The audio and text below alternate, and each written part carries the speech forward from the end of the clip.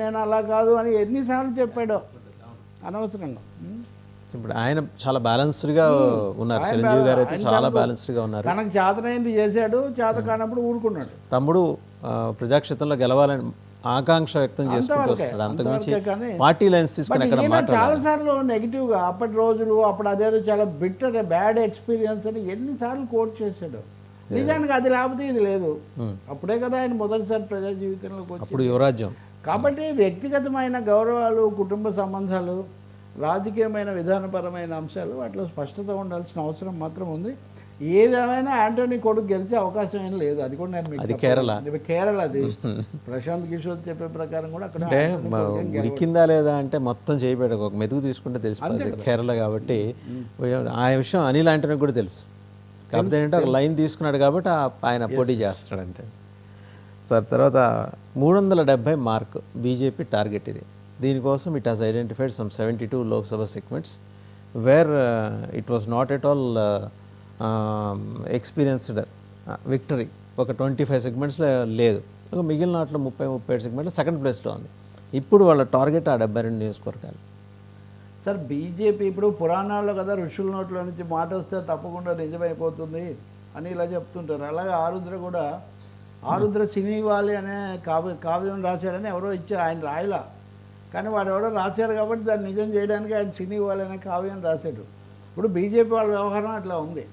ప్రశాంత్ కిషోర్ మొన్న చెప్పినప్పుడు it's a mind game. 370 వస్తాయి, 400 అధిక పార్, 400 పార్, ఇవన్నీ కూడా స్లోగన్స్, క్యాచీ స్లోగన్స్ కోసం వాళ్ళు చెప్పారు తప్ప ఏదో ఒక విధంగా అధికారంలోకి రావటం చాలా అవసరం అనేది అయితే రావాలి, మన స్ట్రెంత్ పెరుగుతుందనే వాళ్ళ అభిప్రాయం తప్ప నిజంగా 370 వస్తాయని కానీ వాళ్ళు దాన్ని టార్గెట్గా పెట్టుకున్నారని నేను అనుకోవట్లేదు. ఎందుకంటే పెట్టుకొని ఉంటే ఇప్పుడు చంద్రబాబుతో పొత్తు చూసినా, కొన్ని చోట్ల జరుగుతున్న పరిణామాలు చూసినా చాలా సర్దుకుని వాళ్ళు ఏమన్నా రియలిస్టిక్ పాలిటిక్స్, రియల్ పాలిటిక్స్తో వాళ్ళు వెళ్తున్నారు. సో 370 సెంటిమెంట్ ఉందని నేను అనుకోను.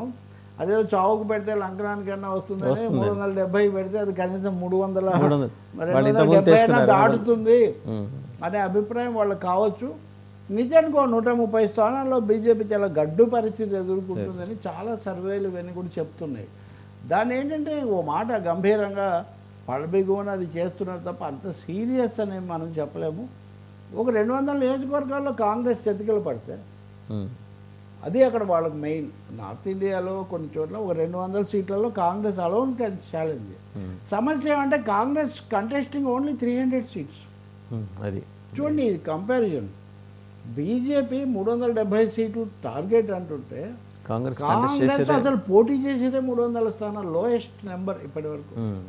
దేశ రాజకీయాల్లో వచ్చిన ఒక పెను మార్పును కూడా ఇది సూచిస్తుంది. ఈ ఎన్నిక కీలకమైందండి. మొదటిసారి అలవాటు, రెండోసారి పొరపాటు, మూడోసారి అలవాటు అన్నట్టుగా మొదటిసారి ఏదో మోదీ 3D అది గెలిచారు, రెండోసారి ఇంకో దెబ్బతో గెలిచారు, మూడోసారి గెలవడం అంటూ జరిగితే బీజేపీకి అది పెద్ద ఊపిస్తుంది. మూడోసారి కూడా ఓడిపోతే కాంగ్రెస్ పార్టీకి ఒక తీవ్రమైన మళ్ళీ కోలుకోలేనంత దెబ్బ జరుగుతుంది. మళ్ళీ ఒక రీఅలైన్మెంట్, పునఃసమీకరణ కూడా దేశంలో జరగవచ్చు. కాబట్టి మీరు అన్న 70 సీట్లు వాళ్ళు ఐడెంటిఫై చేసుకుంటారు. రెండో ప్లేస్లో ఉన్న స్థానాలు వాటిని ఎలా గెలవాలని. But it is a appeal task. మొన్న ప్రశాంత్ కిషోర్ చెప్పిన దాంట్లో కూడా ఒరిస్సాలో కానీ, పశ్చిమ బెంగాల్లో కానీ, కేరళలో కానీ, తమిళనాడులో కానీ అంతకుముందు రాని రాష్ట్రాల్లో వాళ్ళకి ఇప్పుడు వచ్చే ఛాన్స్ పెద్దగా లేదు. రెండోది అపోజిషన్ యూనిటీ ఇండెక్స్ అని పశ్చిమ బెంగాల్లో మాత్రం అనూహ్యంగా పుంజుకున్నారు. పశ్చిమ బెంగాల్ ఒక్కటే వాళ్ళు అనూహ్యంగా పుంజుకున్నారు. పశ్చిమ బెంగాల్లో ఏంటంటే ముందు వాళ్ళ శత్రువు మిత్రుడని కాంగ్రెస్, బీజేపీ తృణమూలతో కలిసి ఆమెను పెంచాయి. ఆ తర్వాత ఇద్దరు ఏం గోల్ చేసినా ఆమె ఇద్దరి మీద రైడ్ చేస్తుంది. ఈ క్రమంలో కాంగ్రెస్ కంటే బీజేపీ ముందుకు వచ్చింది because of their power at the సెంటర్లో ఉన్నారు కాబట్టి. సెంటర్. బట్ ఇప్పుడు సిపిఎం కూడా యంగ్ లీడర్స్ని పెట్టారు. ఓటింగ్ అయితే గ్యారంటీగా పెరుగుతుందని కొంచెం హోప్ఫుల్గా ఉన్నారు. కాంగ్రెస్ ఏమో వాళ్ళు ఊగిసలాడారు, ఆమెతో వెళ్ళాలా, ఈమెతో, వీళ్ళతో వెళ్ళాలని. అది కూడా తేల్చుకోలేకపోయారు వాళ్ళు. సిపిఎం ఎందుకని సార్ అంత డిమినిషింగ్ స్టేట్లో వెళ్ళాల్సిన పరిస్థితి ఎదుర్కొంది అక్కడ? డిమినిషింగ్ అంటే ఎవడో ఒకటి అన్నాడంట, నేను 100 సంవత్సరాల ఒక్కరోజు బతకాలన్నది. మళ్ళీ ఒక్కరోజు ఎందుకు అంటే 100 ఏళ్ళు బతికి సడన్గా పోతే బాగుంటుందని.